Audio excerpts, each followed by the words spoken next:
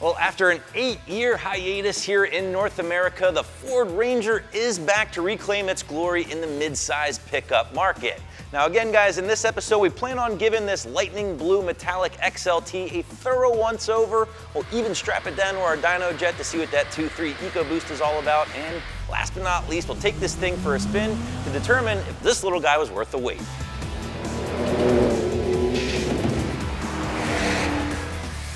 Now, it's hard to believe that the Ranger nameplate actually dates all the way back to 1958 with the Edsel Ranger sedan. Now, that was long before it became a higher-end trim package on the F-Series trucks and even the Broncos from 1965 until 1981. Now, it wasn't until 1983 when Ford finally wised up and decided to replace that Mazda-manufactured Ford Courier with a legit compact truck worthy of the blue oval. And for just shy of 3 decades, the Ford Ranger enjoyed a really successful stay here in the US. In fact, it was the best-selling compact truck of its kind from 1987 to 2004 before vanishing completely from US markets after the 2011 model year.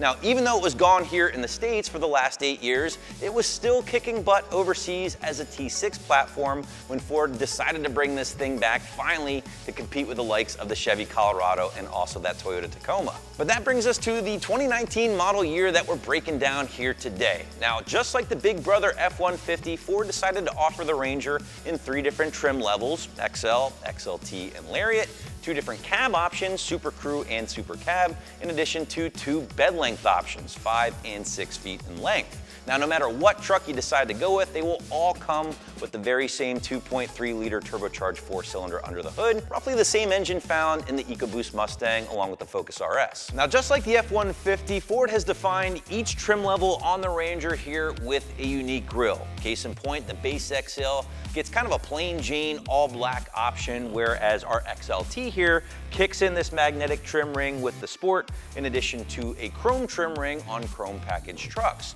Now, the Lariat is completely different and is more reminiscent of the grille design found on the 2018 and newer F-150s, basically incorporating a 2-bar grille design along with 2 different trim rings for the grille itself, either magnetic or that chrome package. Now, since our truck is equipped with the FX4 package here, it is going to kick in things like the exposed steel bash plate up front, in addition to pretty burly steel skid plate down below, in addition to smaller skid plates for things like your power steering pump, your transfer case, and also your fuel tank. Definitely a more off-road package as it's been for years, and there's a lot more to talk about that, and we'll cover that more in a bit. The rest of the front end is pretty much what we've seen on the T6 trucks overseas for the last year or so.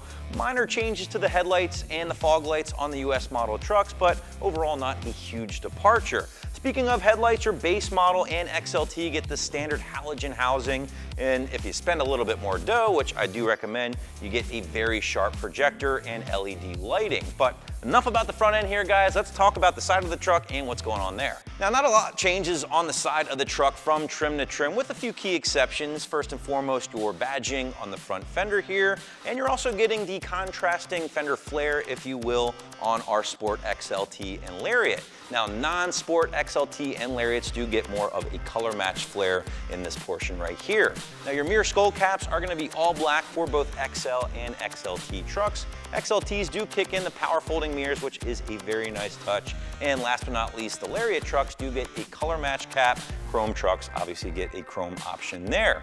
Now, you are getting some included running boards here on the XLT. Personally, I'd like to see them a little bit bigger. As someone with a big foot, they are a little tricky to get in and out of. You're also getting 7 different wheel options here with the 2019 Ford Ranger, ranging from 16 to 18 inches in diameter, including the 17-inch painted aluminum options that we have on our truck currently.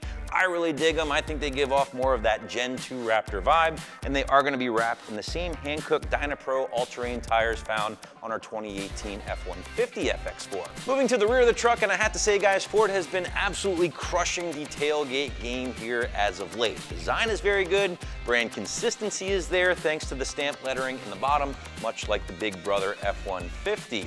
Again, this is the 5-foot box, guys, equipped with Ford's Tough Bed. Very much a necessity on this thing. No tailgate damper, not a huge deal, but something to note there. Rear bumper to me, again, screams Gen 2 Raptor, and that's not a bad thing in regards to both function and form because you're getting a bunch of departure angle there. Definitely a good thing if you plan on off-roading in this thing. full LED operations for those massive taillights. They do look pretty good. And last but not least, it wouldn't be a Ford unless they threw an EcoBoost badge on this thing, as if you had any choice in regards to what's under the hood. And with that said, let's take a closer look at the heart of the new Ranger here. And if it looks a bit familiar to you Ford fans out there, well, it should, because again, roughly the same engine found in the EcoBoost Mustang along with the Focus RS. Although it has been a bit detuned from the pony car variant, which does make 310 and 350 at the crank respectively. The Ranger, on the other hand, 270, 310 at the crank. So not nearly as much as the Mustang variant, but still good enough for best-in-class torque for the gas-powered mid-size truck, only to be bested by the diesel-powered Colorado. Now, the best-in-class torque rating lends itself to best-in-class payload at just north of 1,800 pounds and best-in-class towing for a gas-powered midsize at a whopping 7,500 pounds for the small but mighty Ranger here. Now, for reference sake, guys, that's only 500 pounds shy of the 2017 and newer Raptor, which is powered by a much stronger 3.5-liter EcoBoost engine. Last but not least, you're also getting best-in-class fuel economy, 21 city, 26 highway. So very, very impressive numbers out of the direct injected turbocharged 4-cylinder here. And as always, we want to see what those crank numbers mean to the rear tires. So we're going to strap this thing down to the dyno jet in a minute. But first, we're going to throw this thing on the lift and see what the undercarriage is all about. The 2019 Ranger is still a body-on-frame design as God intended and does feature a fully boxed reinforced steel frame E-coated with up to 6 different cross members and supports. Again, FX4 package here, guys, so you are going to be looking at our unique monotube nitrogen-filled dampers for more control both on and off-road, in addition to our skid plates, one for our fuel tank, one for our transfer case, and power steering up front. You're also getting a rather wimpy looking 2-piece drive shaft, for lack of a better word, but if Ford thinks this thing is good enough for the Ranger, who am I to argue with them? But now that you've seen the business side of things, what do you say we get this thing off the lift, over to the rollers, and see what that EcoBoost is all about?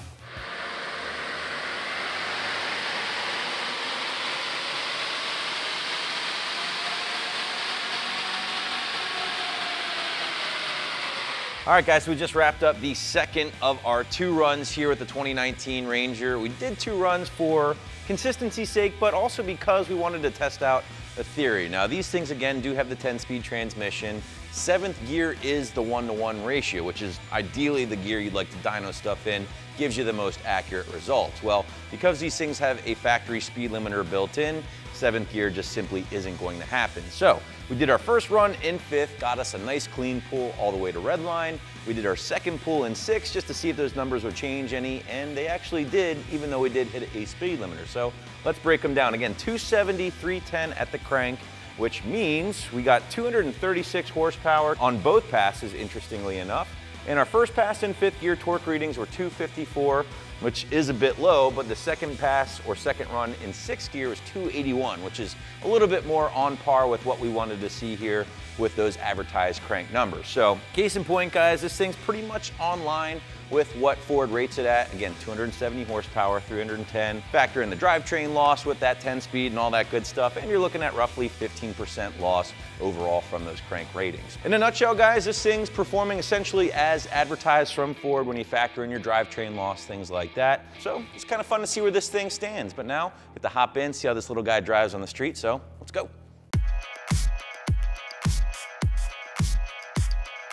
All right, guys, so here we are. We're in the 2019 Ranger, going for a spin. And man, first impressions, this thing's tiny. I like it. Again, as someone who drives a full-size F150 every day, not even just a regular F150, but a Raptor, which is like, you know, a little extra girthy, if you will.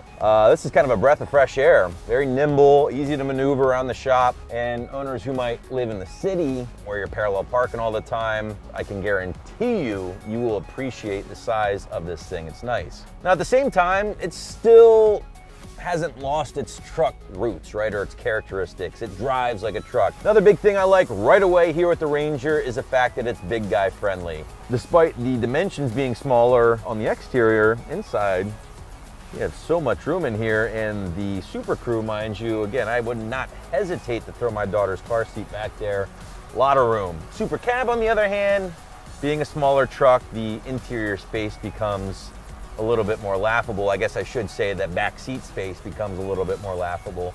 But the Super Crew, man, this is definitely good enough for the family for sure. But enough about that. Let's talk about some more interior goodies, shall we? First and foremost, I like the interior. It's well sorted. Everything is at an arm's reach, so to speak. Climate controls, you have the option of going through sync, or they have manual controls, which I like. That's something Ford doesn't always do. Console mounted shift lever, which is something else I like. Armrest is nice, at least on the right-hand side. Let's talk about cons. Well, I have a few. First and foremost, the gauge cluster in this thing, at least the font looks like it's 8-bit, like out of a Nintendo game from the 80s, and not in like the retro cool way. It just kind of looks dated to me. Another thing I'm not a fan of is the angle of this screen here. Now it's fine in the shade. However, driving this thing around, if the sun is high and it hits this thing just right, you cannot see anything because the angle is a bit extreme here on the screen, guys. Again, not the end of the world, but something worth noting. My third nitpick, one thing it's not big guy friendly here, and I want to be very specific, is that my left arm over here while driving, it's nowhere near the allotted real estate for the armrest. Unless you are riding on the steering wheel, your arm is simply not going on this armrest. Yeah, I can throw it up there. It's not really that friendly, but right now it's kind of hanging out back here by the B pillar. I guess you could say the sound's kind of a con as well, at least the sound of the engine. You know, it's a 4-cylinder. What do you expect, right? I mean, it's not going to win you any revving contests, but it does sound a bit weak. But maybe the biggest con with the Ranger, and yes, I've been staying away from it up until this point, is the price. Base price when this thing was first announced, mid-20s, right? Everybody's like, oh, okay, that's not bad. I could see that. You gotta keep in mind, guys, that's the base of the base truck. Just not a very optioned out truck. Case in point, guys, the truck I'm in right now, XLT, not even the bells and whistles, you know, Lariat, is costing us $41,000. You can option one of these guys out in a Lariat trim with leather, all the bells and whistles.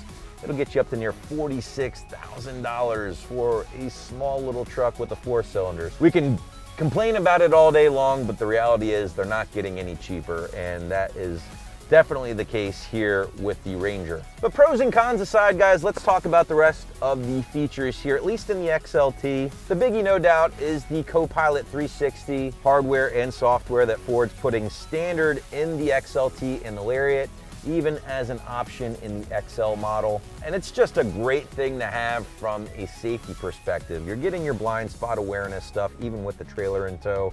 Cross traffic alerts, lane keeping, adaptive cruise control. You're even getting collision avoidance software built in with automatic emergency braking. You know, Ford's really taken the next step in ensuring safety of the driver and the passengers in their trucks here, and it certainly is worth mentioning. So again, the fact that, yeah, Ford does bake in these terrain modes for you with the FX4 is nice, but getting back to this thing and its off-road capabilities. So yes, the FX4, of course, is gonna be the way to roll for you guys. At this time, with the Ranger, you got your terrain modes built in, crawl control, things like that. If you do enjoy off-roading, I think it's going to be a great choice, and here is why. I love my Raptor. It's an awesome truck. There's nowhere it can't go, with an exception. Sometimes these trails, especially here in the Northeast, are a little bit tight. And listen, something with this kind of size and shape and spots, bigger trucks like the Raptor just simply cannot go. You're really gonna have a lot of fun with these things off-road. Just being able to fit them in tight spots, tight trails, I think that's a really nice thing to point out here. So guys, we've talked pros, we've talked cons. Yes, we know this thing's expensive. We've talked about the FX4, the trail management stuff, Co-Pilot 360. You are getting a lot of features baked into this truck. Granted, again, you are paying for them. Now, the engine, outside of sounding like a Civic, it feels good. That's one thing about these EcoBoost engines that do really work well. It's got enough to keep you happy off the line, and of course, to pull, again, nearly 7,500 pounds. That's very, very impressive. But let's wrap this thing up, shall we? Here are my final thoughts. Ranger, it's good to have you back, old friend. We missed you. You are certainly a deserving member of Ford's lineup, right? I mean, this thing just needs to exist to compete with the Tacomas and the Colorados of the world. Sure, there's some nitpicks to be had, but ultimately, I think the biggest is going to be the price, right? The fact that people are going to be spending $30,000 to even mid-$40,000 for a mid-sized truck might be a hard pill to swallow for some guys out there, and understandably so. Outside of that, this thing has a lot of nice features baked in. The size is right, and ultimately it's a good looking truck. Now, hopefully just Ford answers our prayers and brings us that Ranger Raptor in the next couple of years. But in the meantime, guys, we hope you enjoyed this video. We want to know what you think. Please drop us a comment. Let us know what you think of the 2019 Ranger here, and we'd love to hear from you. So thanks again for watching. I am Justin, and for all things F-150 and now Ranger, keep it right here at AmericanTrucks.com.